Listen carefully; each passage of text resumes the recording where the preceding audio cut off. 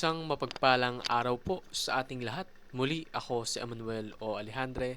Ito ang aking daily devotion ngayong October 30. And for today, ating pag-uusapan kung bakit lagi dapat magsabi ng totoo. Now, there's this very familiar phrase, no? Sa ating lahat, lalong-lalo na when we are still in our early stages of childhood, palagi itong sinasabi sa atin. And that's the phrase, the quote, honesty is the best policy. Because that actually holds true. That is why sobrang reliable ng ating Panginoon. Because our God is truthful. Kumbaga, yung veracity ng ating Panginoon, the veracity of God is truly unmatched. Now, what does veracity mean?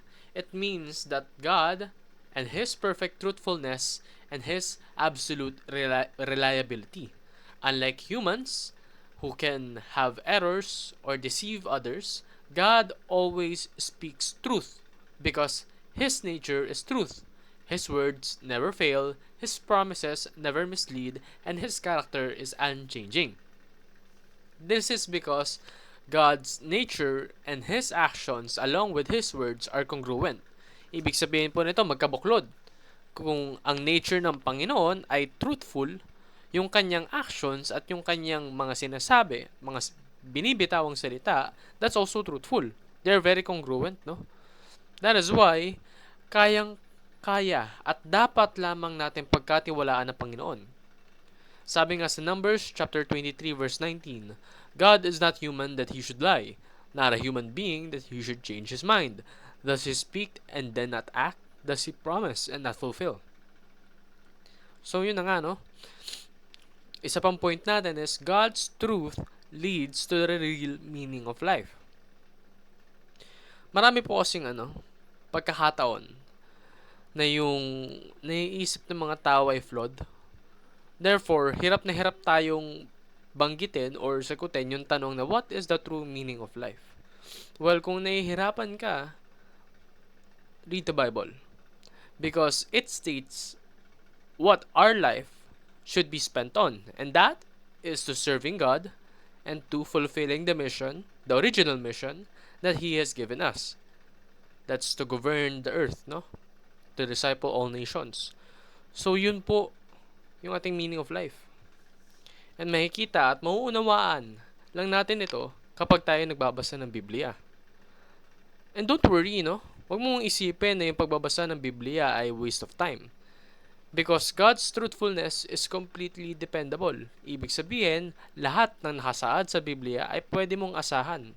Therefore, sayang ba talaga yung oras mo kung makakakuha ka ng knowledge na kayang-kaya mong asahan?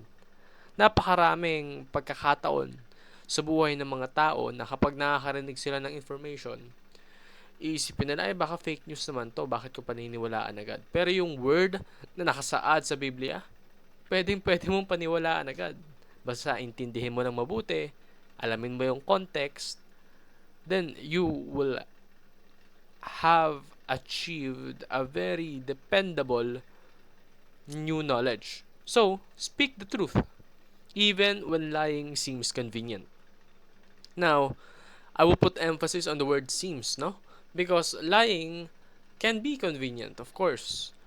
Maybe it will make you avoid unnecessary trouble in the short run.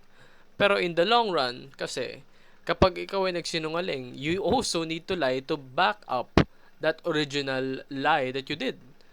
So, eventually, yung sinungaling na napakalit lang, sabihin natin nagtapon ka ng basura, pero sabi mo sa police na hindi ka nagtapon ng basura, no? You were not littering. Then biglang tinanong niya yung ibang tao, nakita mo ba to? Naglitter ba tong taong to? Tapos sabi nung taong yon, opo, nakita ko, naglitter siya. Eh, ikaw, naglitter ka talaga, nagsinungaling ka sa pulis. So, sasabihin mo naman sa pulis, ay, hindi po, siya nga po yung naglitter. So, that's a very simple situation kung saan yung kasinungalingan ay paulit, ulit mong uulitin at lalaki. That is why you should always speak the truth. Kahit na sabihin nating baka sa ngayon, makatakas ka sa kung ano yung consequences ng actions mo, but eventually, it will come to bite you and you will have to face even tougher consequences. So say what you mean and mean what you say. Ibig sabihin nito, kapag may binitawan kang salita, hindi mo na dapat to bawiin pa. Kapag lalong-lalo na, kapag nag-promise ka, tuparin mo yung pangako mo. Because words are not merely words. Words hold meaning. And the meaning of your words should be the truth. So stay truthful and honest, even when others are not.